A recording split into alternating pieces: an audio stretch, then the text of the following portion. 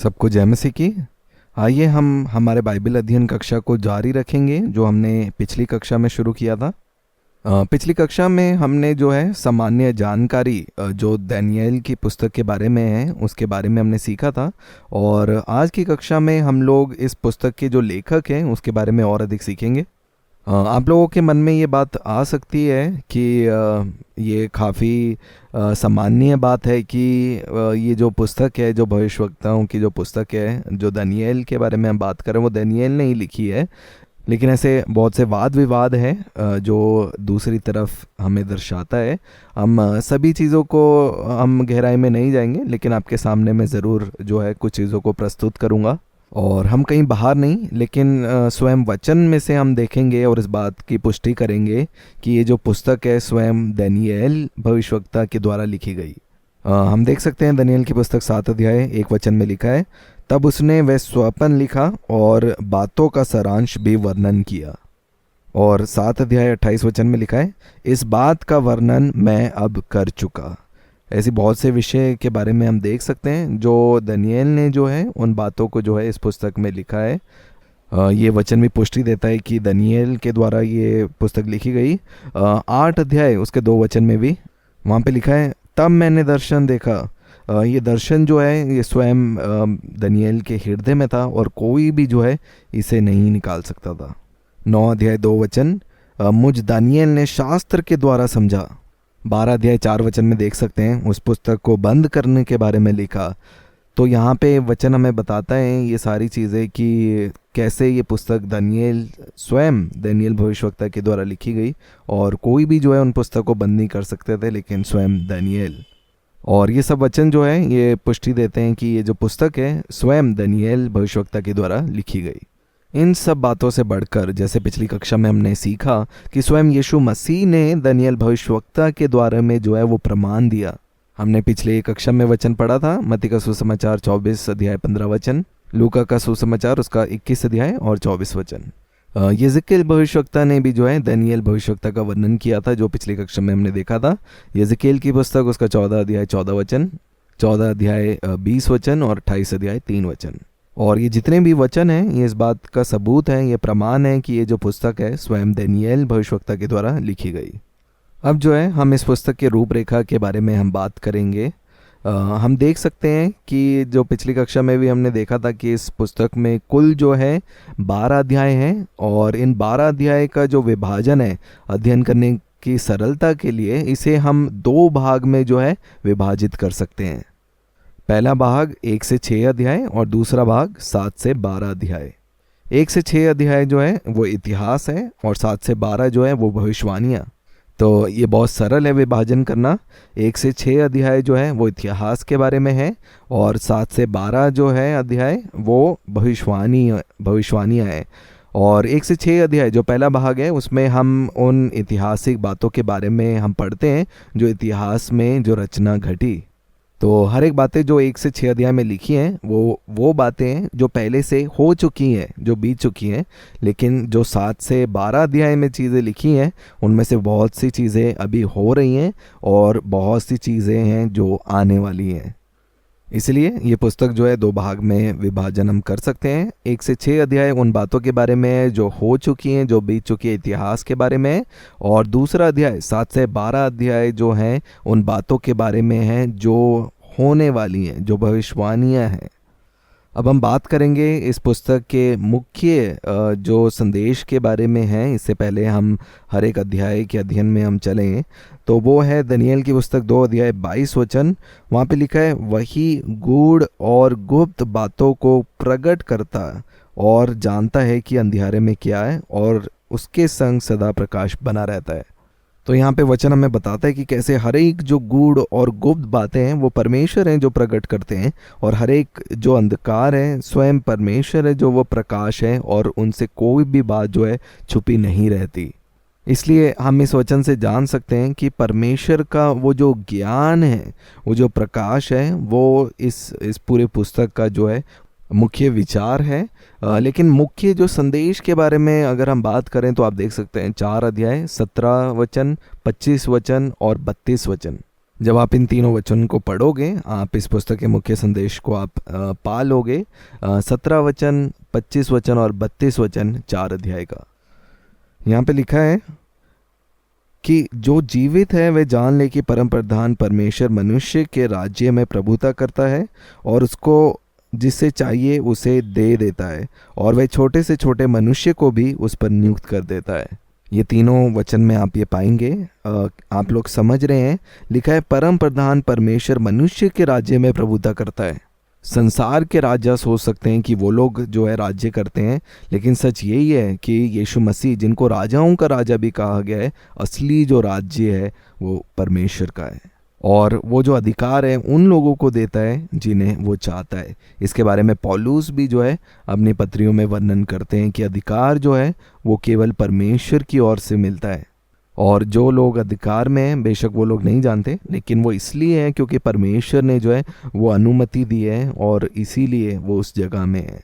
और ये वचनों को जो है आप बार बार इस पुस्तक में पाते हो, और ये एक चीज़ को हमें दर्शाती है कि जो परमेश्वर पिता हैं वो राजाधिराज, सारी जो बातें इस सृष्टि पर हैं वो परमेश्वर के अधीन पर हैं।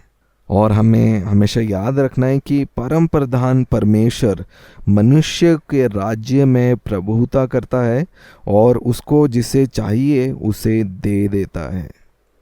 और सब बातों में हम देखते हैं कि वो परमेश्वर है जो प्रभुता करते हैं। ये सारी जो सृष्टि है वो सृष्टिकर्ता की आवाज़ को सुनती है और वो सृष्टिकर्ता के अधीन जो है वो कार्य करती है। और जब हम दानियेल की पुस्तक पढ़ते हैं, हर एक अध्यायों में से हम ये जो बातें हैं इसको एक मुख्य संदेश की तरह हम देखते हैं कि कैसे अलग अलग राज्यों में जो है राजा बदलते रहे, लेकिन जैसे वचन में लिखा है कि वो परम प्रधान परमेश्वर मनुष्य के राज्य में प्रभुता करता है। ये जो था ये मुख्य संदेश के बारे में था, लेकिन इस पुस्तक में जैसे हम पढ़ेंगे और भी जो है संदेश जो है हम पा सकते हैं, तो कुछ जो है मैं आपके सामने रखूँगा मुख्य संदेश के साथ साथ। सबसे पहला हम देखेंगे दानियेल की पुस्तक, उसका 2 अध्याय और उसका 47 वचन में इस प्रकार से लिखा है, सच तो ये है कि तुम लोगों का परमेश्वर, सब ईश्वरों का ईश्वर, राजाओं का राजा और भेदों का खोलने वाला है, इसीलिए तू ये भेद प्रकट कर पाया। तो यहाँ पे हम देखते हैं जैसे वचन बताता है, सबसे पहली बात कि हमारा जो परमेश्वर है वो सब ईश्वरों का ईश्वर है। इस संसार में कितनी भी प्रधानता क्यों ना हो, लेकिन उन सब बातों के ऊपर जो प्रभुता करते हैं वो हमारे परमेश्वर हैं। दूसरा लिखा है कि वो राजाओं का राजा है, और तीसरा जो विषय में लिखा है वो है भेदों का खोलने वाला है। हम देखते हैं कि जो परमेश्वर हैं जो भेद को खोलने वाले हैं, इस बात को जो है बार बार लिखा गया है 2 अध्याय 19 वचन में, 22 वचन में। और जब हम देखते हैं दानियेल की पुस्तक उसका 3 अध्याय 25 वचन, तो एक और जो संदेश जो है हम इस पुस्तक से हम पा सकते हैं। इससे पहले जो है हम इस वचन को पढ़ें, मेरा विश्वास है कि आपको 3 अध्याय के बारे में पता है। यहाँ पे उन 3 व्यक्तियों के बारे में लिखा है जिन्हें आग की तराई में डाला गया, क्योंकि उन 3 व्यक्ति ने इनकार कर दिया एक ऐसी तस्वीर के सामने सर झुकाने से जो राजा ने आदेश दिया था। और हम देखते हैं 3 अध्याय 25 वचन में इस प्रकार से लिखा है, फिर उसने कहा, अब मैं देखता हूँ कि 4 पुरुष आग के बीच खुले हुए टहल रहे हैं और उनको कुछ भी हानि नहीं पहुँची, और चौथे पुरुष का स्वरूप ईश्वर के पुत्र के सदृश में है। तो इसे हम देखते हैं कि हमारा परमेश्वर वो है जो हमेशा जो है समस्याओं के बीच में भी हमारे साथ है। वो हमें कभी भी अकेला नहीं छोड़ते। जैसे हम पढ़ते हैं भजन संहिता 46 उसके 1 वचन में कि संकट के समय में वो मेरा बल और मेरा दृढ़ गढ़ है। और इसी बात को पूरा होते हुए हम यहाँ पे वचन में देखते हैं, जब वो 3 पुरुष आग की भट्टी में डाले गए, हम परमेश्वर को भी जो है वहाँ पे उनके साथ पाते हैं। और इसी की तरह 6 अध्याय में जब दानियेल को शेरों की गुफा में डाला गया, वहाँ पे भी हम देखते हैं परमेश्वर जो था वो दानियेल के साथ था। और यही जैसे हमने वचन पढ़ा भजन संहिता 46 का 1, ये हमें दर्शाता है उस वचन को पूरा होता हुआ। जैसे कि लिखा है कि परमेश्वर हमारा शरण स्थान और बल है, संकट में अतिशय से मिलने वाला सहायक। और आगे हम देख सकते हैं 4 अध्याय में भी, 4 अध्याय उसका 30 से 37 वचन तक, वो मनुष्य के जो है घमंड के बारे में वो दर्शाती है। मैं आप लोगों के लिए 4 अध्याय और 30 और 31 वचन पढ़ूंगा। और 31 वचन में इस प्रकार से लिखा है, ये वचन राजा के मुंह से निकलने भी ना पाया था कि आकाशवाणी हुई, हे राजा नबूकदनेस्सर, तेरे विषय में ये आज्ञा निकलती है, राज्य तेरे हाथ से निकल गया। इससे पहले हम देखते हैं कि जब वो अपनी तारीफ कर रहा था, अपनी बड़ाई कर रहा था, इसलिए पिछले वचनों से लिखा है कि आकाशवाणी हुई उस राजा के लिए और कहा कि राज्य तेरे हाथ से निकल गया। हम पढ़ेंगे इसे फिर से। यहाँ पे लिखा है, हे राजा नबूकदनेस्सर, तेरे विषय में ये आज्ञा निकलती है, राज्य तेरे हाथ से निकल गया। और आगे हम देखेंगे 5 अध्याय उसका 22 और 23 वचन में भी। 4 अध्याय में हमने देखा कि ये वचन जो है मनुष्य के घमंड के बारे में वो बताता है, लेकिन जो 5 अध्याय है ये जो है मनुष्य के दीनता को और उसके नर्म स्वभाव को बताता है। क्योंकि जब मनुष्य दीन है तो वो सारी महिमा जो है वो परमेश्वर को देता है, और जब वो घमंडी है तो वो सारी जो महिमा है वो अपने लिए तलाशता है। और हमेशा हमें इस बात में जागरूक रहना है कि जो सारी महिमा जो है वो केवल परमेश्वर के योग्य है। हम वचन में से पढ़ेंगे दानियेल की पुस्तक 5 अध्याय उसका 22 और 23 वचन में लिखा है, तो भी हे बेलशस्सर, तू जो उसका पुत्र है और यह सब कुछ जानता था, तो भी तेरा मन नर्म ना हुआ, वरन तूने स्वर्ग के प्रभु के विरुद्ध सिर उठाकर उसके भवन के पात्र मंगवा कर अपने सामने रखवा लिया। और जब हम नीचे पढ़ते हैं तो इसमें लिखा है कि तूने उनकी तो स्तुति करी, परंतु परमेश्वर जिसके हाथ में तेरा प्राण है और जिसके वश में तेरा सब चाल चलन फिरना है, उसका सम्मान तूने नहीं किया। इसलिए बहुत ज़रूरी है कि हम अपने आप को घमंड कर कर नहीं, लेकिन परमेश्वर के सामने हमेशा नर्म और दीन बनकर अपने आप को देखना है। तो ये कुछ बातें हैं जो हम इस पुस्तक से सीखते हैं। हमने इस बात के बारे में बताया था कि कैसे जो दानियेल की पुस्तक है इसमें जो दृश्य जो शब्द है वो ये बहुत बारी इस्तेमाल हुआ है। 32 बारी जो है वो जो गुप्त बातें परमेश्वर ने रखी है, कैसे दृश्यों के द्वारा जो है, दर्शनों के द्वारा दानियेल के ऊपर प्रकट करी। और हम देखते हैं पूरी पुस्तक में हर एक अध्याय में परमेश्वर का जो स्वरूप है उसका जो छवि जो है हम हर एक अध्याय में हम देखते हैं। जब हम एक अध्याय में देखते हैं वहाँ पे हम देखते हैं कि परमेश्वर जो रखवाली करने वाला है, कि जब संकट और कलेश आए उन 4 व्यक्तियों के जीवन में, वहाँ पे भी परमेश्वर ने जो है उनके लिए वो सुरक्षा प्रदान करी। दूसरे अध्याय में हम देखते हैं कि परमेश्वर जो है वो प्रगटीकरण है ना, वो गुप्त बातों को प्रकट करने वाले परमेश्वर हैं। कि एक जो सपना जो है वो राजा को दिया गया और उसका जो प्रकाशन भी जो है वो परमेश्वर की ओर से उनके लोगों को दिया गया। और तीसरे अध्याय में देखते हैं परमेश्वर जो सुरक्षा करने वाला। हम देखते हैं अभी जैसे हमने देखा कि जो 3 व्यक्ति जब वो आग में डाले गए, परमेश्वर उनके बीच में मौजूद थे उनको वो सुरक्षा देने के लिए। तो हमने देखा सबसे पहले परमेश्वर जो है वो बचाने वाला या छुड़ाने वाला, परमेश्वर जो है रहस्य को प्रकट करने वाला, और परमेश्वर जो है सुरक्षा देने वाला। 5वें अध्याय में देखते हैं परमेश्वर जो है न्याय के रूप में। और 6ठे अध्याय में हम देखते हैं परमेश्वर का जो रूप, परमेश्वर स्वर्ग ज्ञानी, स्वर्ग शक्तिमान। और ऐसे हर एक अध्याय में आप परमेश्वर के उस प्रतिबिंब को या उनकी छवि को जो है आप पाते हैं। और ये हम सब जानते हैं कि हमारा परमेश्वर जो है वो भला परमेश्वर है और वो सर्वशक्तिमान परमेश्वर है। और इसीलिए आप हमेशा अपने जीवन में याद रखें कि आपका जो परमेश्वर है वो महान है और वो भला है आपके लिए। हमने जैसे शुरुआत में देखा जो शब्द दानियेल है, उस शब्द का जो अर्थ है वो है परमेश्वर न्याय करने वाला। और परमेश्वर जो न्याय है, जब हम इस बात को रखकर जब हम अलग अलग अध्यायों को देखते हैं दानियेल की पुस्तक में, तो हम कुछ बातों को हम सीख सकते हैं। अगर हम पहले अध्याय में हम देखेंगे, वहाँ पे हम देखते हैं परमेश्वर जो न्याय है, परमेश्वर जो जिस देश में वो लोग गए वहाँ के लोगों का रीति रिवाज, जो खाना पीना, वहाँ के जो दाखरस है, सब बातों को देखकर जो चढ़ावा वो अपने देवताओं को चढ़ाते थे, उनका न्याय उन्होंने किया। और हम देखते हैं दूसरे अध्याय में हम देखते हैं कि परमेश्वर जो है वो जांच रहे हैं परमेश्वर जांच रहे हैं मनुष्य के ज्ञान को और उसकी समझ को। जैसे हम देखते हैं वहाँ के राजा को जो है वो स्वप्न आया, और वो स्वप्न को का मतलब बताने के लिए, उसका अर्थ समझाने के लिए उसने बहुत से अपने साम्राज्य में ज्ञानवानों को जो है वहाँ पे बुलाया। लेकिन वो हर एक व्यक्ति जो राजा के पास आया, वो कोई भी जो सक्षम नहीं था उस कार्य को पूरा करने के लिए। और उसी समय दानियेल जो है वो राजा के सामने आया, और परमेश्वर की महिमा हो कि उन्होंने वो प्रकाशमान दिया और दानियेल के द्वारा वो राजा का स्वप्न और अर्थ जो है वो बताया।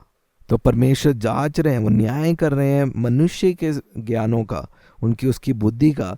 और हम जानते हैं कि परमेश्वर का जो ज्ञान है वो हमेशा मनुष्य के ज्ञान से बढ़कर है। तीसरे अध्याय में हम पाते हैं परमेश्वर जांच रहे हैं मनुष्य के घमंड को। हम देखते हैं कि कैसे राजा के द्वारा वो सोने की मूर्ति बनाई गई और सबको आदेश दिया उसके सामने दंडवत करने के लिए, लेकिन वो राजा असली परमेश्वर को जो है वो जानना नहीं चाहता। और चौथे अध्याय में हम देखते हैं कि परमेश्वर न्याय कर रहे हैं अपवित्र बातों की जो राजा के जीवन में थी। पांचवें अध्याय में देखते हैं परमेश्वर न्याय कर रहे हैं उन लोगों के प्रति जो सताने वाले हैं। और छठे अध्याय में देखते हैं कि परमेश्वर न्याय कर रहे हैं देश देश और साम्राज्यों का। और 7 से 12 अध्याय में परमेश्वर अपने अनंत काल के राज्य को स्थापित कर रहे हैं। तो आप इस रीति से भी दानियेल की पुस्तक का अध्ययन कर सकते हैं, क्योंकि दानियेल शब्द का अर्थ है परमेश्वर न्यायी है। परमेश्वर न्याय करते हैं अन्य जातियों के रीति रिवाजों को, इस संसार के ज्ञान को, मनुष्य के घमंडी स्वभाव को, लोगों के और राजाओं की अपवित्रता को, जो सतावे और जो सताने वाले हैं उनको ऊपर न्याय लेके आता है, और सारे संसार के देशों का न्याय होता है। और आखिर में परमेश्वर अपने राज्य की स्थापना करते हैं, जिसमें हम सब कुछ उस शांति में एक पन में हम पाते हैं। इन बातों को ध्यान में रखते हुए आइए हम और अधिक कुछ जानकारियों को हर एक अध्यायों में से जो है हम लोग देखेंगे। सबसे पहले अध्याय में हम देखते हैं दानियेल के बारे में और उसके 3 मित्रों के बारे में। मेरी आशा है कि आपको वो 3 नाम याद हैं और उनको कैसे दास्तव में जो है वो डाला गया। और जो दानियेल था उसको जो है बाल देवता के लिए जो है वो अलग किया गया, और तभी उसका नाम जो था वो बेल्शशेर था। उसका अर्थ भी यही है कि वो बाल का पसंदीदा है। इससे पहले मैंने आपको बताया था कि वो परमेश्वर के प्रिय थे, क्योंकि उनका जो शब्द है दानियेल, मिशाएल, वो जो एल शब्द है वो परमेश्वर को दिखाता है। और उनका नाम बदलकर, दानियेल का नाम बदलकर फिर जो है बेल्शशेर रखा गया। और एक चीज़ जो है हमें सीखने के लिए मिलती है कि दानियेल जो था वो परमेश्वर के प्रति जो था वो विश्वास योग्यता के साथ वो चला, क्योंकि उसने इनकार किया हर एक उन अन्य जाति देवताओं के सामने जो है घुटना टेकने के लिए। और केवल दानियेल नहीं, उसके जो मित्र भी थे वो भी जो है इसी बात पर जो है वो खड़े हुए थे। इसको हम देख सकते हैं जब ये चारों व्यक्ति ने, जब वो महल में जो खाना आया वो खाना खाने से जो है वो मना किया। और वो इसीलिए मना किया क्योंकि वो जो खाना उनके सामने रखा गया था वो जो उनके देवी देवताओं के सामने जो है वो चढ़ाया गया हुआ था। और इसीलिए क्योंकि वो परमेश्वर के प्रति विश्वास योग्य थे, उस सत्य में खड़े हुए थे, वो सारी चीज़ें जो उनके सामने वो रखी गई खाने के लिए, उन्होंने जो है उन सारी सामग्रियों का, उस भोजन वस्तुओं का जो है वो खाने से जो है वो इनकार किया। और ये जो सभी बातें हैं इसको अगर हम और अच्छे से हम जानना चाहते हैं तो आप 1 अध्याय में आप पढ़ सकते हैं। ख़ास तौर से 1 अध्याय उसके 8 वचन को हम देख सकते हैं। और 1 अध्याय उसके 8 वचन में इस प्रकार से लिखा है, परंतु दानियेल ने अपने मन में ठान लिया कि वे राजा का भोजन खाकर और उसके पीने का दाख मधु पीकर अपवित्र ना होए, इसलिए उसने खोजों के प्रधान से विनती की कि उसे अपवित्र ना होना पड़े। क्योंकि वो लोग जानते थे कि वो जो भोजन उनके सामने रखा है वो जो है वो देवी देवताओं को जो है वो चढ़ाया गया है, और वो उस रीति में नहीं है जिस रीति में परमेश्वर जो है प्रसन्न होते हैं। और एक शब्द जो यहाँ पे सबसे महत्वपूर्ण है वो ये है कि दानियेल ने अपने मन में ठान लिया। किसी भी चुनाव के लिए ज़रूरी है कि आप अपने मन में ठाने। हमारा पूरा जो जीवन है आपको मालूम है वो चुनाव से पिरोया गया है। हर एक जो चुनाव हम अपने जीवन में करते हैं, और जब दानियेल और उसके मित्रों ने जब ये चुनाव किया, परमेश्वर ने दानियेल और उसके मित्रों को जो है आशीष दी। उनकी विश्वास योग्यता के लिए और उनके जीवन में जो है वो सफलता को वो लेके आए। वो 10 गुना अन्य लोगों से, बाहरी रूप से, अंदरूनी रूप से वो 10 गुना बाकी लोगों से बेहतर थे, जिन्होंने जो है उस भोजन में सहभागिता रखी। ये जो था पहले अध्याय के बारे में था। जैसे हम दूसरे अध्याय में और बाकी अध्याय में हम लोग चलेंगे, और भी अधिक जानकारी दानियेल के जीवन से जो है हम लोग जानने पाएंगे। वो जो जानकारी है हम अगली कक्षा में हम लोग जारी रखेंगे। मेरी आशा है कि आज आपने इन बातों को समझा है। धन्यवाद आप सभी का सुनने के लिए। परमेश्वर पिता आप सभी को आशीष दे।